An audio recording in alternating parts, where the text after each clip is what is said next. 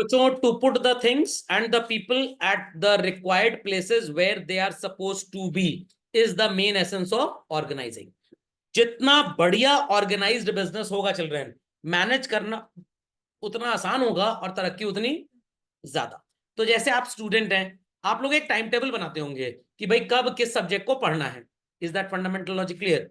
जिसमें आपका specialisation level ज्यादा है उसमें हो सकता है आप टाइम कम दें कि भाई एक पर्टिकुलर सब्जेक्ट मैथ्स ये थोड़ा ज्यादा समझ में आता है तो ये 2 घंटे में हो जाएगा। हिंदी में मात्रा ही ना समझ में आई, काम में ऐसे लगानी है मात्रा या काम में ऐसे लगानी है, तो एक मूवी देख ली करीना कपूर जी की है इनका, समझ में आ गया, तो आपने उसे हिंदी में ज्यादा टाइम देना है। जिस सब्जेक्ट में आपको लग रहा है कि आप बहुत ज्यादा वीक है, बहुत ज्यादा मेहनत की जरूरत है, उसमें आप एफर्ट ज्यादा डालेंगे। Is that clear? और मम्मी भी देखे रहेंगी आपको एकदम खुफिया एजेंट की तरह घर में, मम्मी एकदम ड्रोन की तरह हो गई आजकल, दाएं बाएं देखती बच्चा पढ़ रहा है नहीं पढ़ रहा, उनको क्या पता कि बच्चा क्या पढ़ रहा है। Is that clear? चलिए, तो let's continue children one by one. सबसे पहला पॉइंट क्या है? स्पेशलाइजेशन। आई रिपीट, पहला पॉइंट स्पेशलाइजेशन। अब ध्यान से सुनिएगा। हमारे घर के एक फ्लोर पे नए टेनेंट भगवान करे आ जाए, तो सोचा थोड़ा व्हाइट वॉश वगैरह करा दिया जाए। तो एक वॉल थी, वो बगल वाले पड़ोसी थे उन्होंने बनवाई थी, तो अपनी साइड से तो प्लास्टर करवा लिया। अब दूसरे साइड से कौन पैसा खर्च करता है प्लास्टर करवाने में, तो उन्होंने नहीं करवाया। तो मैंने कहा कोई बात नहीं भाई, हमने भी एक बार ऐसे ही काम किया था। Is that clear? तो टेट फॉर टैट बराबर हो गया। अब उसको प्लास्टर कराने के लिए मेरे को मेसन वर्कर चाहिए, लेबर चाहिए, तो आदमी तो मिला ही नहीं। तो व्हाट आई डिड, एक जगह टाइल का थोड़ा सा काम था, 4-5 टाइलें टूट गई थी, वहां लगनी थी। तो जो टाइल लगाने आया था, मैंने उसको बोला कि तुम ये काम कर दो। वो मनूस बोला कि मैं नहीं करूंगा, मैंने उसको श्राप दे दिया, रास्ते में जाके बढ़ गया, साइकिल टूट गई उसकी। फिर जो व्हाइट वॉश करने वाला पेंटर आया था, आई रिक्वेस्टेड हिम, मैंने कहा टाइल के लिए मसाला आया था सीमेंट का, तुम इसको दीवार में लगा दोगे? तो उसने कहा हाँ भैया जी हम लगा देंगे, कोई प्रॉब्लम की बात नहीं है। Though he didn't specialise in that, but काम उसने बहुत बढ़िया किया, तो अब उसके अंदर एक धीरे धीरे स्किल डेवलप हो गई। Is that clear? Is that clear और नॉट? एक बार ऐसे ही मैकेनिक आया था इलेक्ट्रिसिटी का सही करने के लिए, एक थोड़ा सा एरिया पेंट करवाना था, पेंटर भूल गया था, तो मैंने सोचा तुम पेंट कर ले, तो कह रहा हाँ भैया जी कर लेंगे, मैंने पेंट भी कर दो। इलेक्ट्रिशियन मैंने पेंट करा लिया, 50 रुपए दिए तो उसको, ऐसी बात नहीं है। तो every person that performs a particular task, और जब वो रिपीटेडली परफॉर्म करेगा तो he will be highly specialised in that. Is that clear? तो जहां पे मेरे को प्लास्टर वर्क करवाना था, स्पेशलाइजेशन वाज नॉट नीडेड, मैंने करवा लिया। बट अगर बहुत बढ़िया आउटपुट चाहिए होता बच्चों, तो क्या मैं मेसन वर्कर के अलावा, मिस्त्री के अलावा किसी से काम करवाता? नो। तो जब आप एक ही काम को बार बार करते हैं, you are assigned a particular task, and when you repeat it again and again and again, you become specialised to that task. Logic understood? तो एक दो बार आपके रेस्टोरेंट में एक कुक ने शेफ से समझ के खाना बनाया, फिर उसके बाद ऑर्डर्स रिपीट होते गए, रिपीट होते गए, अब वो उस चीज में, उस डिश को बनाने में स्पेशलाइज कर गया है। तो पहली बार मम्मी ने जब आपकी घर में हलवा बनाया होगा, दादी जी के संरक्षण में, डायरेक्शन में, तो 90% प्रोबेबिलिटी रही होगी कि अगर दादी जी ध्यान ना देती तो कढ़ाई से नीचे चिपक जाता और जल जाता। अब एक दो बार मान लिया हलवा मम्मी ने जला ही दिया, उसके बाद शी लर्न कि थोड़ा सा पानी ऐड करना, बराबर टाइम पे उसको क्या करना है, स्टर करते रहना, मिलाना नहीं है, मिले तो अपने आप ही वो स्टर, अंग्रेजी में स्टर बोलते हैं उसको, स्टर करिए नहीं तो वो स्थिर रह जाएगा, तो स्थिर रह गया तो जल जाएगा, तो स्थिर ना रहे इसलिए स्टर करिए उसको। ओके, तो मेरे को लगता है ये स्टर वर्ड भी स्थिर से ही आया होगा। समझ गए बच्चों इस बात को? तो पहली बार जब मैंने पढ़ाया तो भाई इतना स्पेशलाइजेशन नहीं था, बार बार बार बार बार बार जब चीजें पढ़ानी स्टार्ट की तो उसी पे और नए नए एग्जाम्पल्स बनते गए। समझ में आ गया? सबने लिख लिया? कोई क्वेरी है तो प्लीज आस्क। चलिए चलते हैं आगे। Expansion and growth. टाटा बहुत बड़ा बिजनेस है बच्चों, रिलायंस बहुत बड़ा बिजनेस है, अडानी अंबानी भी बहुत बड़े बिजनेस हैं। व्हाट इज द रीजन कि वो इतना इजीली एक्सपैंड कर लेते हैं? They have the resources to organise properly. तो अगर आपको बिजनेस को डाइवर्सिफाई करना है, नए प्रोडक्ट्स, नए सर्विसेज, नए डिपार्टमेंट्स ऐड ऑन करने हैं, जैसे हम एक छोटा सा एग्जांपल लेते हैं बच्चों, एयरटेल का। Technologically Airtel is which type of business children? Telecom business है। बट इन्होंने देखा over the period of time कि भाई टेलीकॉम में तो कंपटीशन बढ़ रहा है, ढेर सारी कंपनीज आ गई, बीएसएनएल है, और पहले तो वो कितनी ढेर सारी Telenor, Tata Docomo and all that, वो सब भी न्यूसेंस था, तो कुछ कस्टमर सस्ते के चक्कर में भाग रहे थे। तो एयरटेल ने सोचा let's enter into the entertainment industry. Sir entertainment industry मतलब नाच गाएंगे क्या ये लोग? नहीं, एंटरटेनमेंट इंडस्ट्री का मतलब क्या हो गया भाई? TV channels and all that पे काम करेंगे लोग। तो जैसे जी टीवी वगैरह आता है वैसे, बट इनके पास अपना कोई चैनल तो था ही नहीं, तो they started with the OTT platform. OTT platform ये कंपनी से खरीदते हैं, मान लीजिए उन्होंने Z5 ले लिया, डिज्नी हॉटस्टार ले लिया, और वो प्राइम वीडियो ले लिया, और एक कौन सा आता है, नेटफ्लिक्स ले लिया। आप अगर चारों को अलग अलग खरीदेंगे तो एनुअल मेंबरशिप मान लीजिए 5,000 रुपए की होती है। एग्जैक्टली 2,500 का नेटफ्लिक्स मिलेगा आपको, 1,500 रुपए का तो मिलेगा आपको डिज्नी, अरे वो क्या कहते हैं, प्राइम वीडियो, 4,000 हो गया, 800-900 रुपए का डिज्नी हॉटस्टार, 5,000 हो गया, कुछ अर्जी फर्जी वाले भी जोड़ दिए, सब मिला के they are offering you at 3,500 rupees. तो व्हाट यू विल डू, 3,500 ले लेंगे। इनको उन चैनल्स की कॉस्ट पड़ती है 3,500। तो सर ये 3,500 कौन से लेके, 3,500 हमको तो कमाते क्या है, ये कमाते हैं अपना इंटरनेट, कि आपको 3,500 में तभी मिलेगा जब आप इनका इंटरनेट लेंगे। अगर आपने जियो का सेट टॉप बॉक्स लगवा लिया इंटरनेट का, तो आपको चैनल 3,500 में एयरटेल नहीं देगा। अब एयरटेल चाह रहा है कि आप भागे ना, तो एयरटेल कह रहा है कि भाई आपके पास 400 रुपए महीने का प्लान है मोबाइल का, आप घर में 2 नंबर ले लीजिए, 400 400 कितना हो गया, 800, 3,500 इसका हो गया, कितना हो गया टोटल, 4,300 आप खर्च करते हैं, आप 3,000 रुपीज में, सॉरी 3,999, 4,000 में हमसे रिचार्ज करा लीजिए। तो वाई दे आर एक्सपैंडिंग, ताकि कस्टमर को ज्यादा टाइम तक हम होल्ड कर पाए, कस्टमर हमारा बिल्कुल भी ना भागे। मेरे को डर लग रहा है कहीं कोचिंग क्लास ना चालू कर दें लोग कि उसी पैसे में पढ़ भी लीजिए आप। अब अगला यही है, एजुकेशन इंडस्ट्री में सारे के सारे लोग एंटर करेंगे, ये मेरे से बात करने आएंगे, सर आपके लेक्चर्स प्लेटफॉर्म पे दीजिए हमारे, और जो बच्चे हमारे जो ऑलरेडी पेरेंट्स हैं उनके जो बच्चे हैं वो अगर इस सब्जेक्ट से रिलेटेड हैं तो ये भी उसी पैसे में पढ़ लेंगे। मैंने मेरे को पैसे कितने मिलेंगे, आपकी फीस उतनी देगी जितनी आप ले रहे हैं, हम अपना थोड़ा सा डिस्काउंट करके इनको अपने पास रिटेन किए रहेंगे। तो कस्टमर रिटेंशनशिप के लिए ये कंपनीज मल्टीपल प्रोडक्ट्स दूसरे से खरीद के आपको बेचने आती है। इज दैट अंडरस्टूड और नॉट? और इन सब का रीजन क्या है, they have the best way to organise the things. खोपड़े में बात गई कि नहीं गई, चल रही, समझ में आ गया? एम्प्लॉय ना भागे तो भाई टाइम टू टाइम इनको इंसेंटिव देते रहिए, प्रोडक्ट मार्केट में फ्लॉप ना हो, जब प्रोडक्ट लॉन्च होता है डिमांड ज्यादा होती है बेचिए, जब प्रोडक्ट लाइफ साइकिल नीचे की तरफ आ जाए, उसकी डिमांड कम हो जाए, तो उसको सेल में बेच के उसका स्टॉक खाली कर दीजिए, और अब डाइवर्सिफाई करके नया प्रोडक्ट लाइए और उस प्रोडक्ट को बेचना बंद कर दीजिए। समझ में आई बात या बिल्कुल भी नहीं आई? खोपड़े में बात गई? Clearly understood? अभी मैं आपको इसका एक एग्जांपल देता हूं। आपने मिंत्रा का नाम सुना है चिल्ड्रन? उनकी एक फ्लैश सेल आती है, पता है क्या होती है फ्लैश सेल? 12 मिडनाइट। समझना क्या? अभी मैंने प्यूमा का एक शू खरीदा चलन, प्राइस था 4,999, औकात से बाहर, but it cost me around 1450, sorry 1,358 rupees, शायद ऐसे ही कुछ था, एग्जैक्टली याद नहीं है।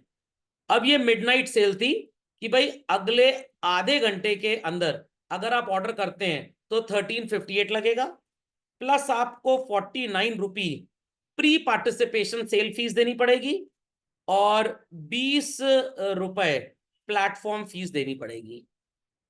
और अगर आप नहीं पार्टिसिपेट करना चाहते, आप आधे घंटे बाद खरीद लीजिएगा, अगर आधे घंटे बाद सेल वैलिड रहती है, इस प्राइस में मिल जाए तो आपकी किस्मत, नहीं तो ये प्राइस तो रहेगा ही रहेगा। तो मैंने कहा चलो कोई बात नहीं, 50 60 70 रुपए का जुआ खेल जाते हैं, और मैंने ऑर्डर कर दिया, और सो कॉल्ड आ भी गया। अब एक्चुअली में मिंत्रा ने थोड़ा 4,999 का खरीद के 1,358 में बेचा, मिंत्रा का प्रॉफिट ये है चिल्ड्रन, 49 रुपी और 29। Why they are charging 20 rupee? By cash on delivery charges. Why they are charging 49? उस टाइम पे जो उनका प्लेटफॉर्म होता है, जो पोर्टल होता है, उस पर भीड़ बहुत ज्यादा होती है, वो क्रैश ना कर जाए साइट, तो उनको एडिशनल बैंडविड्थ खरीदनी पड़ती है, और सर्वर वालों को पैसा देना पड़ता है, तो इसलिए वो आपसे पैसा लेते हैं। उन चोरों को देना 9 रुपए पड़ता है, आपसे लेते 49 रुपीज है। और जब ये सेल खत्म हो गई, अगले दिन फिर से वापस प्राइस कितना आ गया, 4,999। बट अगर इस सेल में इनको इतने कस्टमर्स ना मिलते जो 1,358 में बेचते, ये सेल अभी और कुछ दिन एक्सटेंड करते। इन्होंने सेल डाली, देखा पिछले 3 महीने से इस शू के एवरेज 10 पीस डेली बिक रहे हैं, सेल में 5,000 पीस एक साथ बिक गया, मतलब डिमांड तो है, customer is only price centric, तो इसीलिए सेल्स को ऑर्गेनाइज करते हैं। और अगले दिन से फिर यही प्राइस अब आ गया। एक दोस्त को बताया तो कह रहे नालायक, हमको नहीं बता सकते थे क्या? मैंने कहा अच्छा अब तुमको बता देंगे। समझ में आई बात कि नहीं आई बात? नहीं समझे? फिर साथ ही साथ सेल में मैंने चेक किया दूसरे पोर्टल पे, और दूसरे पोर्टल पे दूसरे मोबाइल से चेक किया, क्योंकि सेम मोबाइल पे चेक करते हैं, तो उसका एल्गोरिदम आपकी ट्रैकिंग करता रहता है कि आप डिले इन ऑर्डर क्यों कर रहे हो, मतलब आप कहीं ना कहीं चेक कर रहे हो, तो फिर वो ट्रैफिक चेक करेगा कि आपका डेटा किस साइट को एक्सेस कर रहा है। स्पूफिंग होती है एक तरह की, करते हैं सम केसेस में, एथिकल भी होता है। भाई आप पड़ोस की दुकान पे गए तो दुकानदार अपनी दुकान में निकल के झांक तो सकता है ना आप क्या कर रहे हो वहां पे, तो ऐसी दूसरी वेबसाइट वो लोग झांक सकते हैं। और अगर लग रहा है कि उसका प्राइस कम है तो ये अपना प्राइस और कम कर देंगे। समझ में आई बात कि नहीं आई बात? पक्का? तो ऑर्गेनाइजिंग का मतलब समझे चलन? तो all these examples are organising examples. Effective administration, just by allotting the duties the work is not over. चलन आपको देखना पड़ेगा कि जो आपने ड्यूटीज लोगों को दी हैं दे शुड नॉट ओवरलैप। इसका क्या मतलब हुआ चलन? ओवरलैप का मतलब अगर आपने एक ही काम दो लोगों को बोल दिया, what will be happening children? एक ही काम दो लोगों को बोला आपने, क्या होगा? एक काम दो बार हो जाएगा, आपके रिसोर्सेज वेस्ट हो जाएंगे। और एक काम दो बार तो होगा ही होगा, रिसोर्सेज तो जो मटेरियल वेस्ट हो तो हुआ ही हुआ, जो लेबर की एफिशिएंसी है वो भी वेस्ट हो गई, और आपने एक ही काम के डबल पैसे लेबर को दे दिए हैं। So this thing is very important कि जब भी आपको बढ़िया ऑर्गेनाइजिंग करने का मौका मिले तो सबसे बड़ा एडवांटेज क्या होता है? Your administration becomes very very very effective. आपका कोई भी काम ओवरलैप होगा ही नहीं, one work will be done only once. Effectiveness और एफिशिएंसी तो याद होगा, इफेक्टिवनेस और एफिशिएंसी तो याद होगा। Doing the work in a desired time is effectiveness, और कॉस्ट कम लगे या बच जाए तो इट इज एफिशिएंसी। समझ में आ गया इफेक्टिव एडमिनिस्ट्रेशन क्या है? झटपट लिख ले फास्ट। चलिए बच्चों, तो ये बात, ये बेनिफिट सबको समझ में आ गया बच्चों? बेनिफिट समझ में आ गया? तो अगर ऑर्गेनाइज्ड है तो ओवरलैप नहीं होगा। चाट का एग्जांपल ले लीजिए। चाट की दुकान पे टमाटर वाला अलग रहता है, दही बड़े वाला अलग, पानी पूरी जो खिला रहा है अलग, जो टिकिया वाला अलग, और बीच में जो खस्ता दम आलू वाला है वो अलग। बट अगर लोग अलग अलग नहीं होंगे तो पता लगा एक ही इंसान ने 3 बार चाट का ऑर्डर सुन लिया, 3 पत्ता चाट रेडी कर दी, तो in that case what will happen? The order has been overlapped basically. चलिए, growth of personal. Senior manager साहब जा रहे हैं 15 दिन की छुट्टी पे। क्यों जा रहे हैं? उनकी वाइफ की सिस्टर की बेटी की शादी है। खोपड़े में बात गई। तो अपना चार्ज वो असिस्टेंट मैनेजर को देकर चले गए। तुम ही जिम्मेदार हो, authority as well as responsibility तुम्हारे सिर पे है। It is known as what? Delegation. काफी कंफ्यूजन होता है बच्चों को डेलीगेशन और डिसेंट्रलाइजेशन में। आपके घर में फर्नीचर आना है, सब घर वाले मिलके डिसाइड करेंगे क्या खरीदा जाए, ये डिसेंट्रलाइजेशन है। आपको मम्मी पापा ने अपना एटीएम कार्ड दे दिया, वैसे गलती करेंगे नहीं वो लोग, बट बाई चांस मान लीजिए, जाओ जो अपनी समझ से अच्छा है ले आओ, बाद में देख लिया जाएगा, दैट इज डेलीगेशन। समझ में आया कि नहीं आया? फर्नीचर घर में आया, छोटा भाई जाहिलों की तरह कूदने लग गया और सोफा टूट गया। मम्मी कह रही क्या बेकार खरीद के लाए थे, आप भी बोल दे क्या बेकार पैदा किया है। तो ये कोई वो थोड़ा है, क्या बोलते हैं वो कूदने वाला झूला, क्या होता है? हाँ, ट्रैम्पोलिन। हिंदी में इसको वो बोलते हैं तरपाल। जो तिरपाल है वो ट्रैम्पोलिन से ही आया है, ट्रोपोलिन बोलते हैं उसको, झूले को ट्रैम्पोलिन बोलते हैं। एंड जो ट्रेपोलिन इज ये क्या बोलते हैं, क्या बोला था मैंने शब्द अभी? तरपाल। तिरपाल जो होती है ना वो टॉर्पोलिन से ही आया है। जैसे टर्पनटाइन ऑयल तारपीन का तेल, ये कुछ अंग्रेजी के शब्दों का हिंदी बना दिया गया है। तो जब आप authority and responsibility to the lower so called employ transfer करते हैं बच्चों, that process is known as delegation. But when we take suggestions from the group of subordinates or any one subordinate, it is not delegation, it is decentralization. बात समझ में आई कि नहीं आई? पक्का? तो डेलीगेशन में अथॉरिटी रिस्पॉन्सिबिलिटी ट्रांसफर होती है बच्चों, बट डिसेंट्रलाइजेशन में अथॉरिटी रिस्पॉन्सिबिलिटी ट्रांसफर नहीं होती है। तो यहां पे सीनियर मैनेजर साहब अपना काम किसको देके जा रहे हैं? असिस्टेंट मैनेजर को। और अगर असिस्टेंट मैनेजर 15 दिन में बहुत बढ़िया काम किया, पता लगा वैसे तो 1 महीने में वो भाई साहब 10 लोगों के बैंक अकाउंट बैंक में खोलते थे, इस काम के साथ भी 15 दिन में उसने 10 बैंक अकाउंट खोल लिए, मतलब his efficiency level is very high. तो हम सीनियर पोजीशंस पे उनको प्रमोट करने की बात सोच सकते हैं। तो मैनेजर साहब बन जाएंगे सीनियर मैनेजर और असिस्टेंट मैनेजर को मैनेजर बना देंगे। खोपड़े में बात गई। बट अगर इस तरह की हरकतें डेलीगेशन वगैरह होगा ही नहीं बच्चों, तो क्या कभी भी हमारे मैनेजर्स सो कॉल्ड इंप्रूव हो पाएंगे? नो। तो जैसे कभी कभी बोला ना भाई बच्चे को थोड़ी सी खुली छूट दे दो, देखो उसके अंदर स्किल और टास्क क्या है, तो अगर उसने टास्क स्किलफुली निपटा लिया तो हम बच्चे को जिम्मेदार समझ लेंगे। घर में बहुत ज्यादा जिम्मेदार मत बनिएगा, घर वाली शादी कर देंगे तो जो जिम्मेदार बना उसको निपटाए लोग। खोपड़े में बात गई? खोपड़े में बात गई। तो ग्रोथ ऑफ पर्सनल का मतलब ये मत समझिएगा ऐसे उड़ रहे हैं तो ग्रोथ हो जाएगी, या पिछले साल 16 साल के थे 17 साल के हो गए तो growth of personnel, no no no, growth of personnel का मतलब growth of skill and talent that is needed in rendering a job basically. और तभी होगा जब आपके ऊपर पड़ेगी व्हाट, जिम्मेदारी। तो बिजनेस की जिम्मेदारी को बोलते हैं accountability, sorry responsibility and, sorry authority and responsibility. ये जब आपको दी गई इस प्रोसेस को बोलते हैं डेलीगेशन। तो ये थे सीनियर मैनेजर, इन्होंने अपनी जिम्मेदारी किसको दे दी, जूनियर मैनेजर को। तो रिस्पॉन्सिबिलिटी और अथॉरिटी किसके ऊपर आ गई, जूनियर के ऊपर। सो ये जो प्रोसेस है this is known as delegation. समझे कि नहीं समझे, नहीं समझे, समझ गए बच्चों, खोपड़े में बात गई, खोपड़े में बात गई।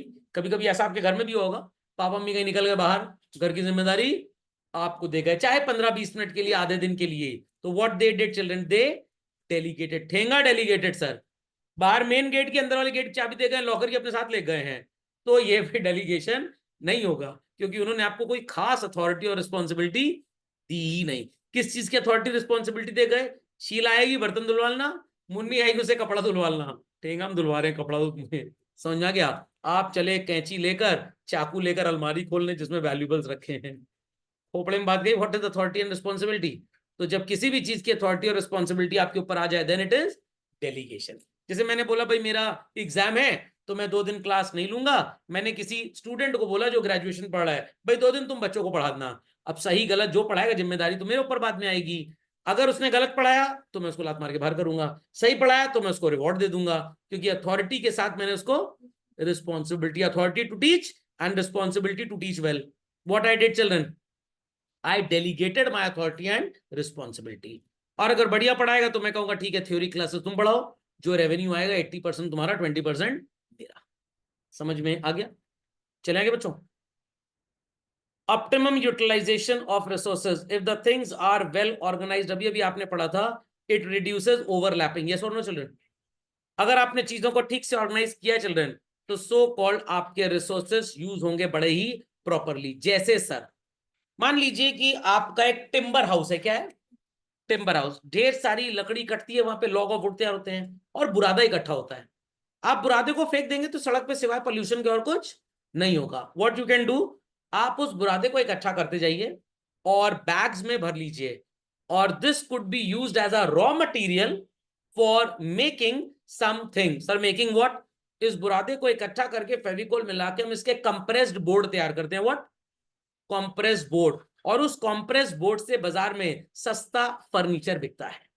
जैसे आपने देखा होगा छोटे बच्चों को चाइनीज टेबल चेयर आता है पढ़ाई लिखाई करने का, कार्टून वार्टून बना होता है, वो 2-4 साल चलता है और बड़ा सस्ता होता है, 1000-1200 में आपको मिल जाएगा। तो जो बुरादा निकलता है ये उसी से बनता है। कुछ लकड़ी के टुकड़े एक पर्टिकुलर लेंथ एंड ब्रेथ के आपके पास है, उनको फेंकिए मत, उनको आप दोनों साइड प्लाई लगवा के उसको प्लाई बोर्ड बनवा सकते हैं, उससे काफी बेड्स एंड सोफा ये सब बन जाता है। Fundamental logic is clear.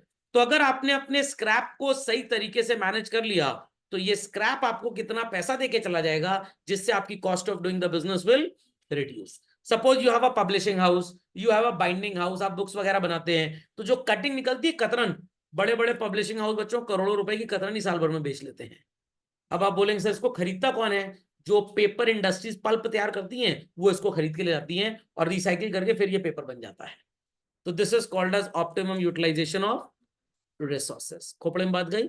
तो आपको इसके लिए भी एम्प्लॉइज को जॉब देना पड़ेगा, भाई कौन सा इंसान बुक की कटिंग बाइंडिंग में ध्यान दे रहा है, उसके बाद स्क्रैप इकट्ठा होगा, कतरन इकट्ठी होगी तो उसको स्टॉक कहां पे करना है। तो that's why only you can use your optimum resources. जिस टाइम पे आपको पता है आपके रेस्टोरेंट में भीड़ कम होती है, एक के साथ एक बर्गर फ्री दे दीजिए उस टाइम पे, ताकि लोग ज्यादा आए। हमारे इलाहाबाद में एक रेस्टोरेंट हुआ करता था, अभी भी है बट कम लोग जाते हैं, उसका नाम था तंदूर।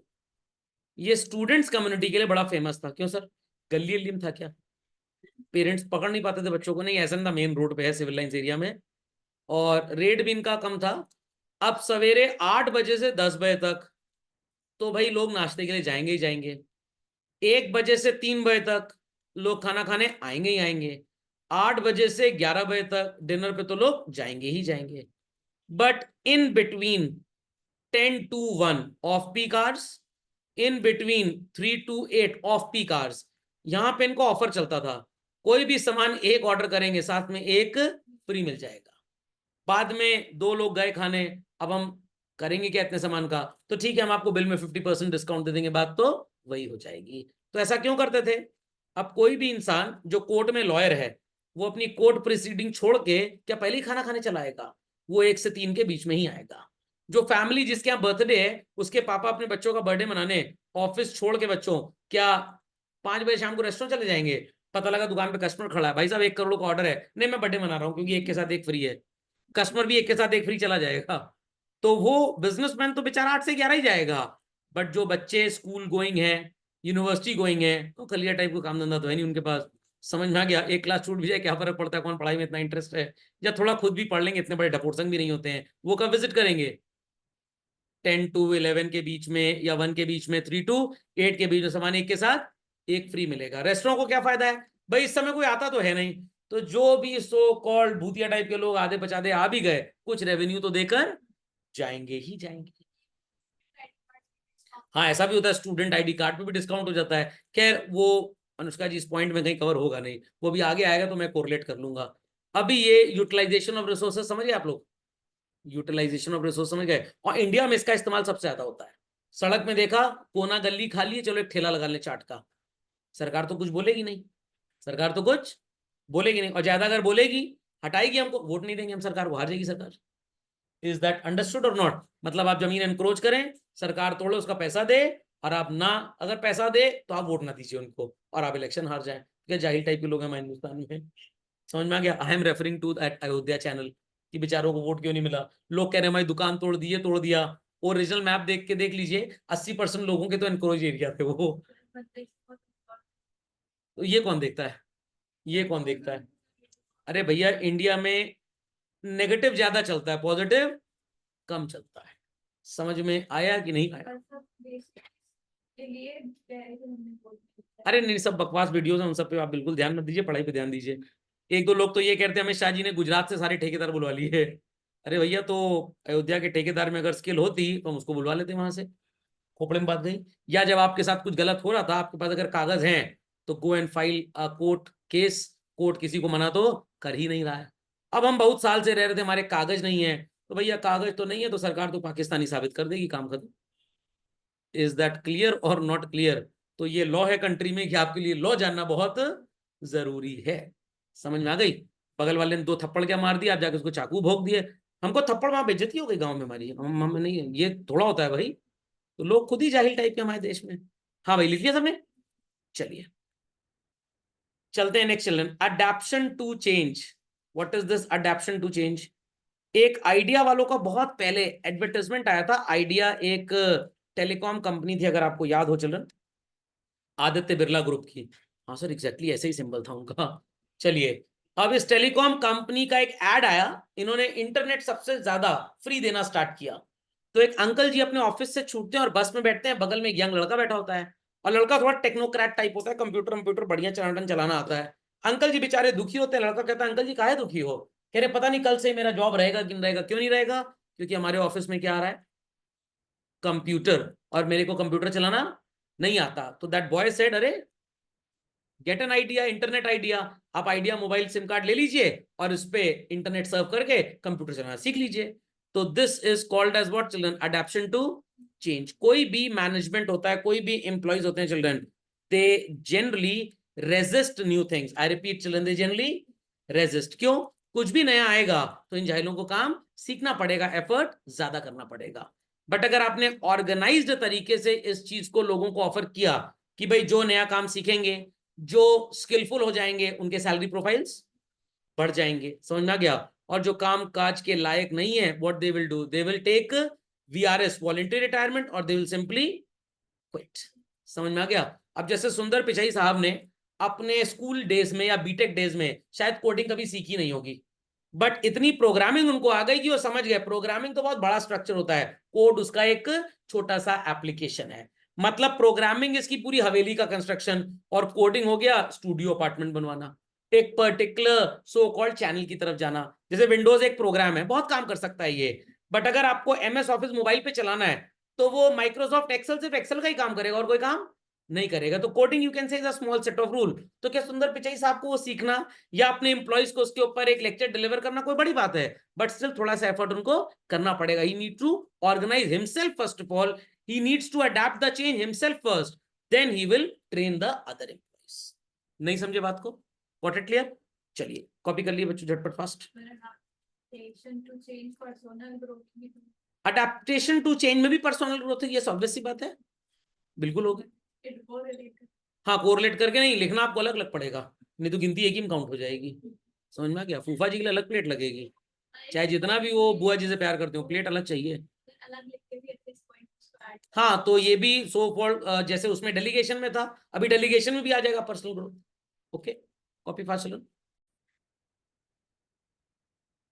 टाइप्स ऑफ ऑर्गेनाइजेशन, ये बहुत मजेदार चीज है चलन, बहुत मजेदार चीज।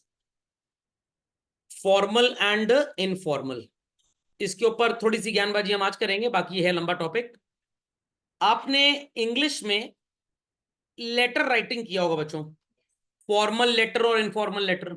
सर समझ गए, प्रिंसिपल को लेटर लिखना है तो फॉर्मल, और मोहल्ले की बुआ जी को लिखना है तो इनफॉर्मल। ऑफिशियल लेटर्स होंगे, कम्युनिकेशंस होंगे तो इट इज फॉर्मल, और अगर अनऑफिशियल है अमंग रिलेटिव्स एंड फ्रेंड्स हैं तो इट इज इनफॉर्मल। इतनी बात समझ में आ गई? अब कुछ बच्चे इसको गलत क्या समझ लेते हैं, बच्चे सोचते हैं कि अगर टाटा अंबानी अडानी के बिजनेसेस हैं तो फॉर्मल हो गए, और मुन्ना चाय भंडार है तो इनफॉर्मल। ऐसा कुछ नहीं होता बच्चों, ऐसा कुछ नहीं होता। It is just a state of authority, I repeat children, just a state of authority. Court में जब केस चल रहा है, दो वकील आपस में बहस कर रहे हैं, जज साहब उनको सुन रहे हैं, तो it is formal organisation.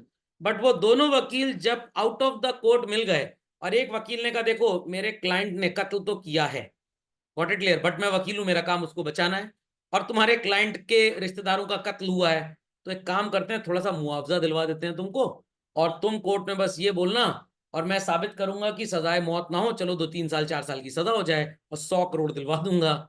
Is that clear? तो दूसरा वकील कह रुक जाओ, पहले सौरभ सर से फोन करके पूछे, मैंने 100 करोड़ मिल रहा है, जिंदा रहता जिंदगी में ना कमा पाता इतना, मान जाओ। तो ये जो बाहर बातचीत हो रही है, it is what children? Informal. समझ में आ गया? तो जो बच्चे क्लास से डिस्कनेक्ट हो गए, भाग गए हैं, जब रिश्ता तय होगा उन लोग का, तो सो कॉल्ड दहेज की बातचीत की जाएगी। बट क्या दहेज की बातचीत करना कानूनन सही है बच्चों? नो। तो सारी बातचीत क्या होगी? इनफॉर्मल। Is that clear? नहीं तो ये तो इलीगल हो जाएगा, इनफॉर्मल से ही भयंकर है।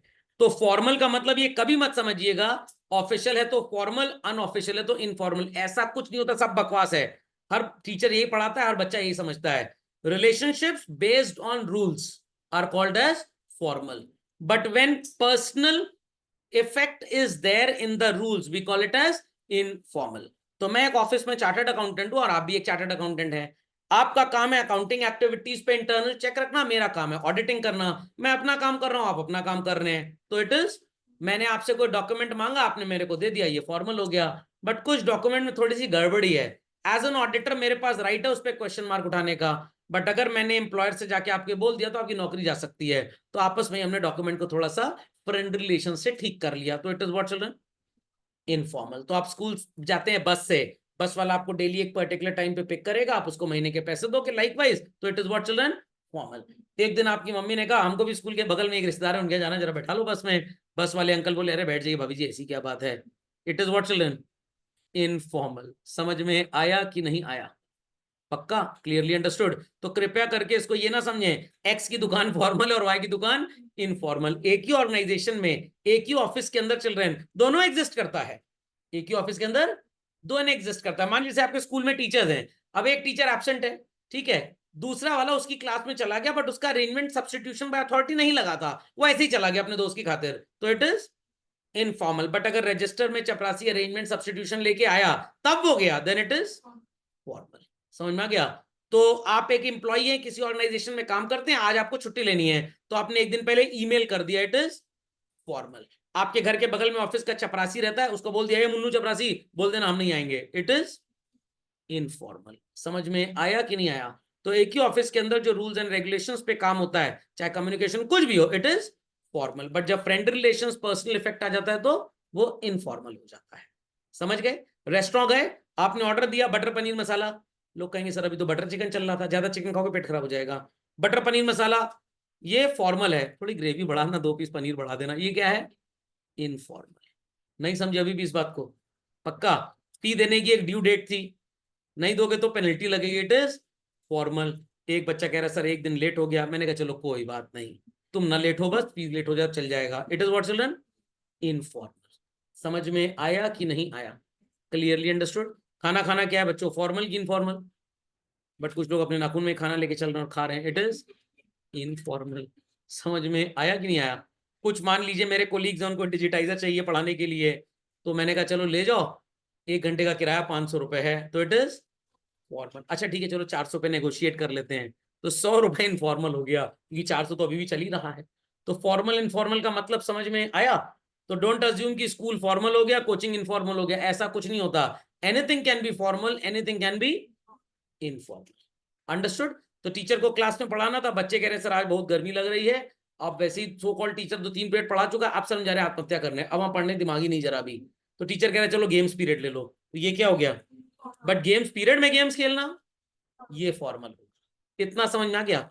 तो एक ही दुकान के अंदर, एक ही ऑफिस के अंदर फॉर्मल रिलेशनशिप्स भी होते हैं और इनफॉर्मल भी होते हैं। Is that clear? जैसे आप स्कूल टिफिन लेके गए, हर बच्चा टिफिन लेके आता है, लंच ब्रेक में ही खाएगा, इट इज फॉर्मल। बट कुछ बच्चों की हरकतें होती हैं कि वो घर से ही भूखे बुक्कड़ की तरह चले आते हैं, जिंदगी में कुछ खाए ना, क्लास में ही टाइम से पहले खा लिए, क्या हुआ? नहीं सर हमारे तो सर नियम है टाइम से पहले ही खाना है, तो वो ऐसा फॉर्मल हो गया, नहीं, इसको आप इनफॉर्मल। तो ऐसा भी मत सोचिएगा कि इनफॉर्मल का मतलब रूल्स के अगेंस्ट चले गए, रूल्स को वायलेट कर दिया, नो, रूल्स का वायलेशन इनफॉर्मल नहीं होता है। किसी भी काम को करने के लिए जब आप रूल्स से ऊपर जाकर कुछ पर्सनल ऑब्लिगेशंस फुलफिल करते हैं, then it becomes informal. Logic understood? तो जैसे कोर्ट का प्रोसीजर है तो वो फॉर्मल हो गया, बट कुछ केसेस में जहां पे स्पीडी रेजोल्यूशन चाहिए, स्पेशल, मान लीजिए जैसे हमने वो कोर्ट खोल दिया, टाडा कोर्ट का नाम सुना है? टेररिस्ट के केसेस को जल्दी फाइनलाइज करने के लिए इंडिया में एक टाडा कोर्ट खोली गई थी 91 में, जब मुंबई बम धमाके हुए थे। जैसे एनजीटी है, नेशनल ग्रीन ट्रिब्यूनल, जो एनवायरमेंट रिलेटेड इश्यूज होते हैं वो हाई कोर्ट में और लोअर कोर्ट में चले गए तो पता लगा 20 साल लग गए, समझ में आ गया? तो इनके लिए अलग अलग कोर्ट बनाए गए हैं। जैसे इनकम टैक्स आपने टाइम पे नहीं पे किया, तो इसके लिए आपको हाई कोर्ट जाने की जरूरत नहीं है, इनकम टैक्स वाले अलग प्रेम पत्र आपको भेजेंगे कि आइए हमारे ऑफिस में यहाँ कोर्ट केस चलेगा, तो उसको बोलते हैं इनकम टैक्स एपेलेट ट्रिब्यूनल। तो अगेन चिल्ड्रन, वो भी फॉर्मल ही होगा, वो भी। तो ये मत सोचिएगा हाई कोर्ट फॉर्मल होगी, ये सब इनफॉर्मल, नो, क्योंकि वो कोर्ट भी एक लीगल प्रोसेस के थ्रू ही बनाए गए हैं, तो इट इज फॉर्मल। आपके भैया की शादी हुई, 150 लोग आए, कार्ड वर्ड बटा, जैसे ट्रेडिशनल वेडिंग होती है, इट इज। पड़ोसी का लड़का बड़ा तेज निकला, 4500 रुपए खर्च किया, अरे समाज में शादी कर घर चला आया। तो system of wedding is informal but wedding is formal. Wedding is, ऐसा नहीं वहां मंत्र नहीं मारा गया, वहां मंत्र 3x की स्पीड से मार दिया गया है, 45 मिनट शादी complete. Is that understood? Functional और डिविजनल क्या होता है? आपने नाम सुना है एक कंपनी का चिल्ड्रन, दैट इज फिलिप्स। सुना है सबने फिलिप्स का नाम? बच्चे बोलेंगे सर आप लोगो सबके एग्जैक्ट कैसे बना लेते हैं, सब नॉर्मल फॉन्ट यूज करते हैं, लोग पैसा नहीं खर्च करते फालतू। अब फिलिप्स वाले किस किस तरह का बिजनेस करते हैं, चलिए बताइए बच्चों। इलेक्ट्रिकल्स, इसको बोलते हैं लाइटिंग डिवीजन। क्या बोलते हैं? लाइटिंग डिवीजन में भी दो हैं, मान लीजिए इंटरनल, या इंटरनल बोलना थोड़ा घटिया लग रहा है, थोड़ा सस्ता लग रहा है, डोमेस्टिक एंड इंटरनेशनल। खोपड़े में बात गई। मान लीजिए फिलिप्स वालों ने एक रेस्टोरेंट भी खोल दिया, तो ये क्या बन गया? Food division. अब मान लीजिए कि सो कॉल्ड फूड में ये चाइनीज फूड भी बेच रहे हैं और कॉन्टिनेंटल फूड भी बेच रहे हैं। उसके बाद मान लीजिए ये क्लोथिंग में चले गए, तो सो कॉल्ड एक और डिवीजन आ जाएगा, called as what? Clothing division. समझ में आ गया? तो ये हो गया divisional structure. Similarly if I take the example of Reliance industries limited children, ये किस किस तरह का बिजनेस करते हैं सबको पता है क्या? ये सबसे पहले तो सो कॉल्ड ऑयल बिजनेस में है, is that clear? Then they are into telecom, they are into, वो क्लोथिंग नहीं बोलते, यान बोल सकते हैं आप इसको, यान बिजनेस में भी हैं। They are into oxygen supply as well, they are into financial services as well. वो आपने नाम सुना होगा ना, आजकल काफी आ रहा है जियो फाइनेंशियल सर्विसेज। तो these are basically the different type of areas where they do business. जैसे मारुति है, सीएनजी कार्स ही बनाता है, तो एक सीएनजी डिवीजन हो गया। वो लोग एलपीजी कार्स ही बनाएंगे, एलपीजी डिवीजन। डीजल कार बनाए, डीजल डिवीजन। पेट्रोल कार्स बनाने तो पेट्रोल डिवीजन। तो जैसे आपके स्कूल में एक कॉमर्स स्ट्रीम हो गया, एक साइंस स्ट्रीम हो गया, एक ह्यूमैनिटी स्ट्रीम हो गया, इट इज व्हाट? डिवीजन। हर जगह सीनियर टीचर्स हैं, जूनियर टीचर्स हैं, कोऑर्डिनेटर्स हैं, इट इज फंक्शनल स्ट्रक्चर। अब ध्यान से मेरी बात सुनिएगा। ऑयल, टेलीकॉम, यान, ऑक्सीजन एंड फाइनेंशियल सर्विसेज, सबको नजर आ रहा है बच्चों? अब ध्यान देने वाली बात है, यहां पे कंपनी के सीईओ होंगे, ग्रुप के प्रेसिडेंट होंगे, ग्रुप के वाइस प्रेसिडेंट होंगे, ग्रुप के लेटेस्ट से सीनियर मैनेजर होंगे, एंड असिस्टेंट मैनेजर होंगे, एंड मैनेजर होंगे। ये सारे के सारे लोग सिर्फ यहां पे नहीं होंगे, they will be in telecom also, they will be in oxygen business also, they will be in financial services, and they will be everywhere basically। तो मार्केटिंग डिपार्टमेंट हो गया, परचेज डिपार्टमेंट हो गया, क्या ये डिपार्टमेंट एक ही जगह होता है children? No, these department will exist in every type of business basically. तो आपके घर में, आई रिपीट चिल्ड्रन, आपके घर में एक बेडरूम होगा, ड्राइंग रूम होगा, वॉशरूम होगा, किचन होगा, वेरांडा होगा, कोर्टयार्ड होगा, बालकनी होगी, सब कुछ होगा। This is functional. ये common to all houses in the colony है, common to all houses. But कुछ हाउसेज विलास होंगे, कुछ 3 BHK होंगे, कुछ 4 BHK होंगे, दीज आर डिविजन्स। नहीं समझे अभी बात को? रेलवे के एग्जाम्पल ले लीजिए। जैसे रेलवे में 3 तरह की ट्रेन होती हैं, एक नॉर्मल ट्रेन होती हैं, एक सुपर फास्ट ट्रेन होती हैं, और एक लग्जरी वंदे भारत टाइप होती हैं। It is what? डिविजनल। सब में आपको टीटी मिलेंगे, सब में आपको सो कॉल्ड जूनियर स्टाफ मिलेगा, सबको आप में केटरिंग स्टाफ मिलेगा। It is functional structure. तो रट नहीं सकते। जो काम करने वाले एरियाज हैं उनको फंक्शनल स्ट्रक्चर बोलते हैं। जो type of product and services के बेसिस पे डिवाइडेड है वो डिविजनल। जैसे Tata, Tata consultancy services IT division. Tata locomotives, समझ में आ गया, स्टील डिविजन। टाटा स्टील जो सरिया बनाता है वो अलग डिवीजन है।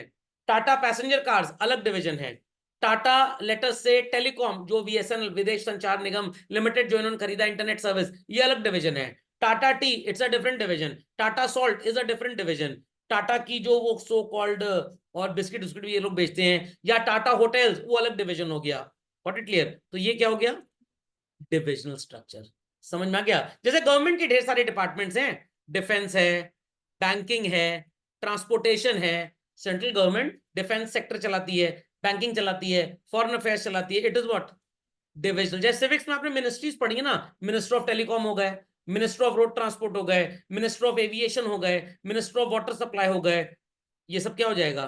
डिविजनल। सब में मेंबर ऑफ पार्लियामेंट हमारे मिनिस्टर्स होंगे, मिनिस्टर ऑफ स्टेट होंगे सब में हमारे आईएएस ऑफिसर्स होंगे जो डिपार्टमेंट के हेड्स होंगे, सब में क्लर्क्स होंगे, सब में जूनियर स्टाफ होगा। It is functional.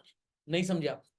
समझ में आ गया? घर में किचन होता है, एक तरफ सिर्फ प्लेट रखी हुई है, वो एक डिवीजन है। एक तरफ आपका चम्मच, स्पून, चाकू, नाइफ और कड़छी वगैरह रखी है, ये अलग डिवीजन है। एक रैक में आपने सिर्फ कढ़ाइयां रखी हैं, ये अलग डिवीजन है। एक में सिर्फ आपने सॉसर्स रखे हैं और छोटी प्लेट रखी है, अलग डिवीजन है। एक आपने रैक में सिर्फ मिक्सर ग्राइंडर रखा है, ये अलग डिवीजन है। That is divisional. अब सब में सो कॉल्ड लकड़ी का फ्रेम लगा है, सनमाइका सब में, तो it is functional. Type of work के बेसिस पे जो भी डिवीजन होगा, it is functional. Is that clear? और type of goods and services के बेसिस पे जो होगा वो डिविजनल। अभी भी नहीं समझे इस बात को? पक्का? जैसे रिलायंस का बिजनेस और एक्सपैंड कर लीजिए, रिलायंस डिजिटल ये एक डिवीजन हो गया, रिलायंस फुटप्रिंट्स ये एक डिवीजन हो गया, रिलायंस जियो टेलीकॉम ये एक डिवीजन है, रिलायंस फाइनेंशियल सर्विसेज ये अलग डिवीजन है। तो this is what? Divisional structure. और हर जगह जो डिफरेंट टाइप ऑफ एम्प्लॉइज आपको मिलेंगे, वो सब एम्प्लॉइज हर जगह मिलेंगे। It is functional. अब ये भी अगेन डिपेंड करेगा बिजनेस की लेंथ एंड ब्रेथ से चिल्ड्रन। बिजनेस जितना बड़ा होगा, आपका डिविजनल और फंक्शनल दोनों स्ट्रक्चर उतना बड़ा होगा। Is that clear? बिजनेस जितना छोटा होगा, डिविजनल और फंक्शनल भी उतना छोटा होगा। नहीं समझे बात को? समझ में आ गया?